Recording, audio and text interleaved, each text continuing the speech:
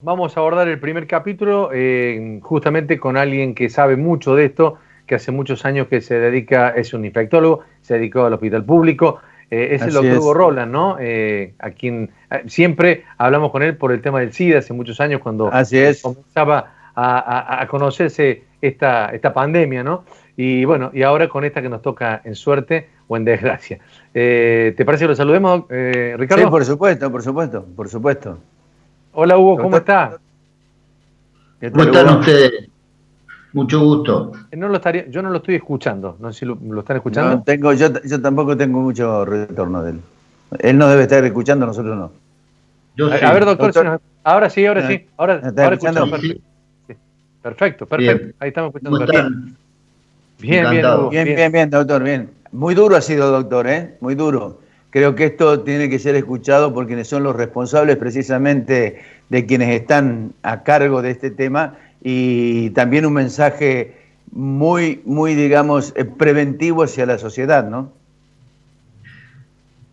Bueno, la realidad es que las personas que vivimos día a día la epidemia, vemos pacientes, creemos que hay un cierto divorcio entre las medidas que se están tomando y lo que está sucediendo.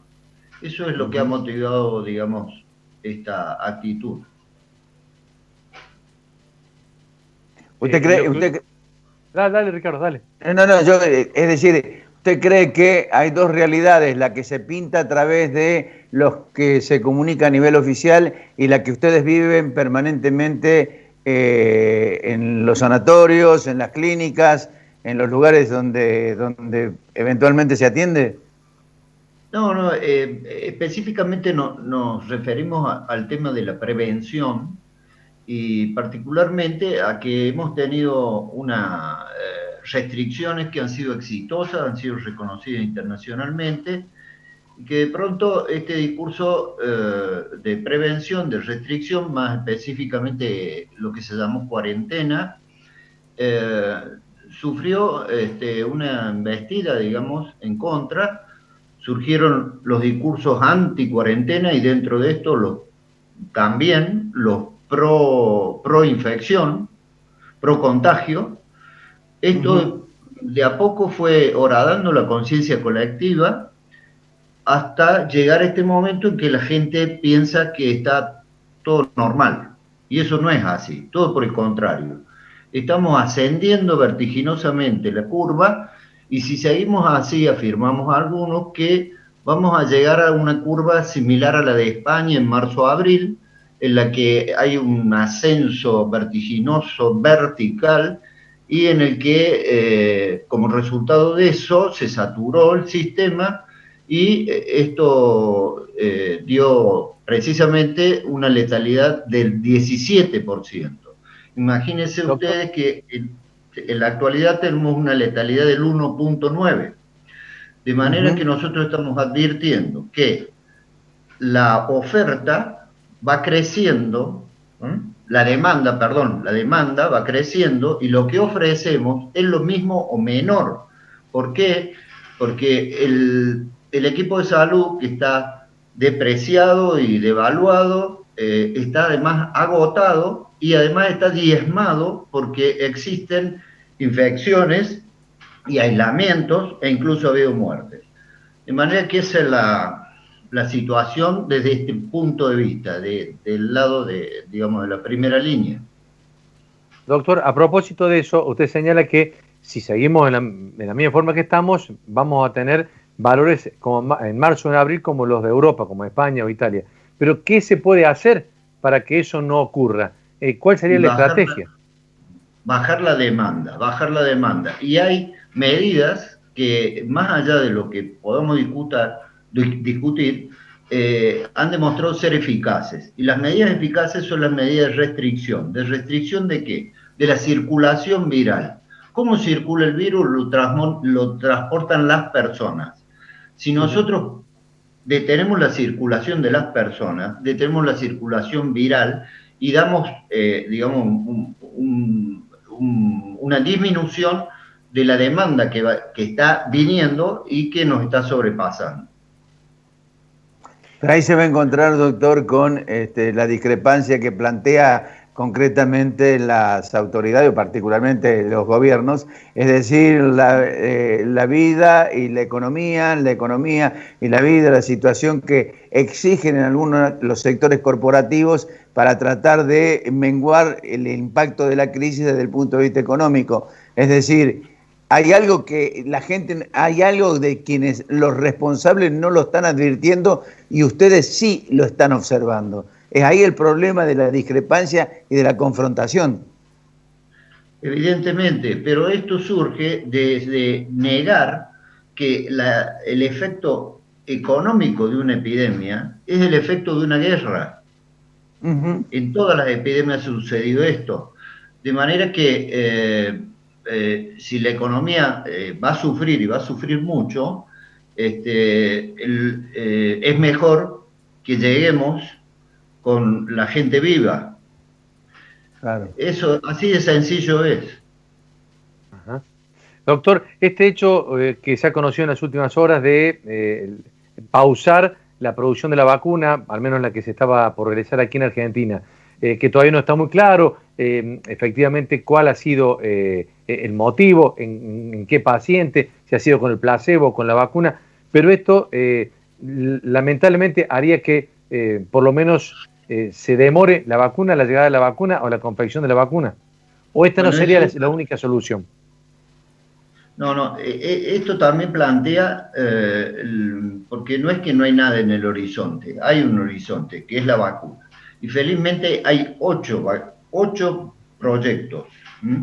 Uno de los proyectos ha tenido un problema con una reacción adversa. Pero esto no quiere decir, esto es prácticamente normal en la fase 3 que pasen estas cosas. Existen los otros 7 proyectos que parece que no han tenido esta dificultad. De manera que esto nos esperanza más a que si hacemos restricciones vamos a poder llegar mejor a la solución que sería la vacuna y de esa manera volver a lo que se llama la vida normal, entre comillas. Ahora, doctor, una vacuna.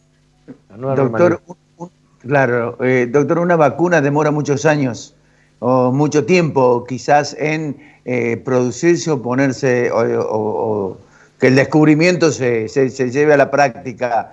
En tanto, ¿qué hacemos? Porque me da la impresión de que pero varios usted años explica... no, particularmente estas tienen un diseño que ya venía elaborado y esto va a cortar el tiempo. Como pasa todos los años con la vacuna de la gripe. La vacuna de la gripe todos los años se cambia el antígeno y se hace año tras año. De manera que esa es otra ventaja también que tenemos. Básicamente lo que vemos desde la recepción de pacientes es este problema de que en vez de frenar la demanda es como si se la estuviese estimulando y esa es la situación. Nosotros asistimos a la mayoría de nuestros focos familiares tienen como inicio de la enfermedad reuniones en bares, reuniones en familiares del asado de fin de semana, digamos, todas situaciones que son totalmente evitables y que harían que más racionalmente podríamos administrar la epidemia. Es decir, doctor, ¿usted diría volver a fase 1 o a fase 2? No sé cuál fase, pero a restricciones seguro. Y no es un delirio. Ustedes vean que el Estado de Israel, antes de ayer, volvió a toque de queda en 40 municipios, porque tuvieron una mortalidad de 1000 por día, producto de haber liberalizado todo. Lo mismo sucede en Australia. De manera que no es algo delirante hacer esto. Es nada más que una decisión política. Y esto requiere de una decisión política. Por lo que usted señala justamente de Australia o de Israel o de la misma Europa, que hemos conocido rebrotes, está indicando que la pandemia en el mundo aún no ha pasado, ni se ha mesetado. Para nada, para nada. Es más, está dando vuelta al mundo y no para. Hay rebrotes en todas las partes del mundo. Y lo único que ha demostrado ser efectivo son las restricciones sobre todo del movimiento de las personas. Que repito, por las personas circula el virus. Ahora, doctor, ¿quién no entiende aquí? A ver, porque algo está fallando. ¿Quién no entiende que de pasar de 50 a 280 o a 300 o a 310 implica un serio riesgo? ¿Quién es el que no entiende? Porque el gobierno dice, tengo los asesores, pero da la impresión de que algo está sucediendo. Es decir, la liberación de alguna manera de esto. Sí, dígalo. Adelante. Yo lo que, mi humilde opinión, es que ha habido una confrontación de discursos y ha triunfado el discurso anti-cuarentena, que no, desde nuestro punto de vista está atacando a la única arma efectiva que tenemos en este momento. Ahora, la anti-cuarentena es una cosa, pero si se tomaran las precauciones, si la gente tuviera responsabilidad del distanciamiento, el barbijo, etcétera, toda la sanitización, sería, si fuéramos responsables, podríamos vivir en una cierta normalidad, ¿o no? Sí, pero eso es, digamos, recaer la responsabilidad en cada una de las personas. Y esto exige una medida política que influya sobre todas las personas. Muchos me decían que durante la cuarentena alguna gente no guardaba cuarentena y por eso era lo mismo. Son dos cosas distintas. Una cosa es la eficacia de la medida y otra es el déficit, el control para la eficacia. De manera que, bueno, este es el sentido de nuestra expresión, y además esto ha develado que el equipo de salud está en unas condiciones malísimas desde hace mucho y ahora se han agravado notablemente.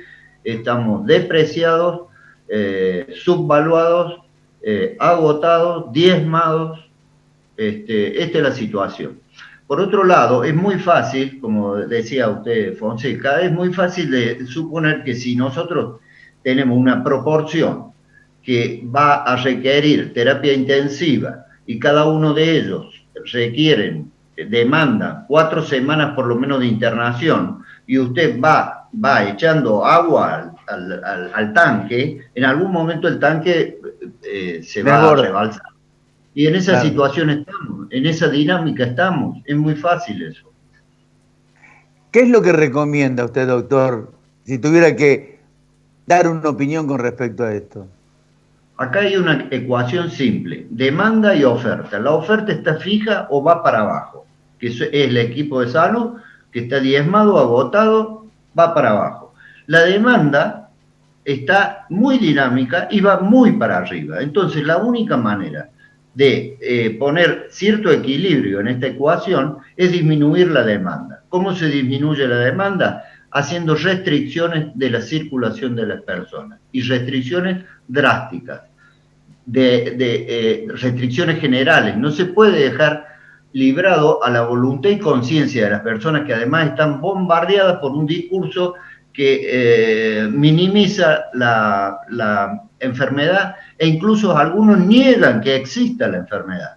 Todo eso influye sobre la conciencia colectiva, de manera que de pedirles a las personas individualmente que resuelvan esto me parece que no es responsable.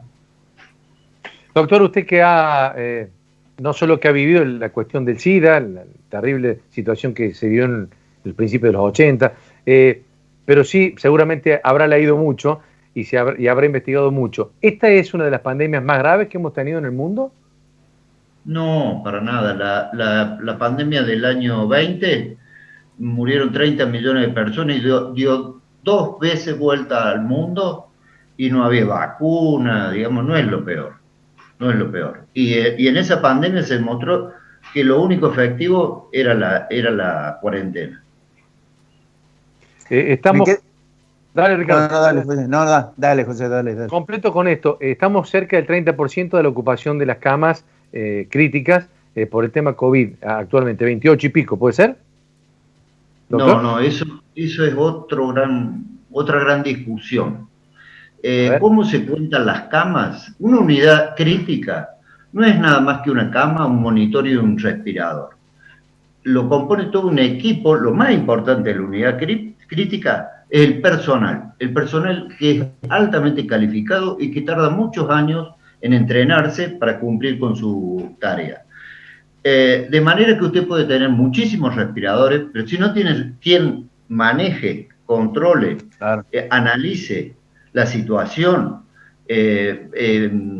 cumpla con la demanda que es multidisciplinaria, usted no tiene una unidad crítica. Y en ese sentido, yo creo que estamos llegando a más del 90% de saturación en la respuesta.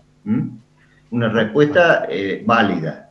Ahora, si usted se pone a contar todas las cuestiones materiales que tiene, puede que la cuenta le dé para abajo, le dé que todavía tenemos espalda.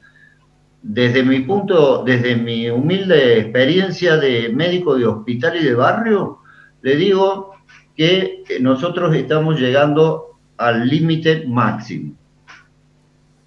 Ricardo, tu última pregunta. No, simplemente quedarme de alguna manera conmocionado por lo que dice el doctor Roland, que es totalmente diferente a lo que nos están pintando desde el punto de vista oficial. Y creo que fundamentalmente esto que comenta él y que dice específicamente de la falta de la caída, del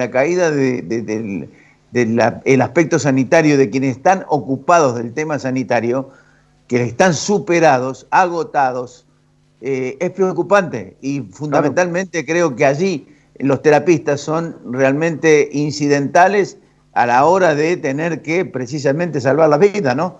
Y creo que esto es lo más preocupante de todo. Nadie habla de esto. O sea, la única voz que hemos escuchado son muy pocas. La del doctor Roland es una de ellas. Y que nos merece, obviamente, por cierto, mucho respeto. Doctor Hugo Roland, como siempre, muchísimas gracias por haber compartido con nosotros este espacio.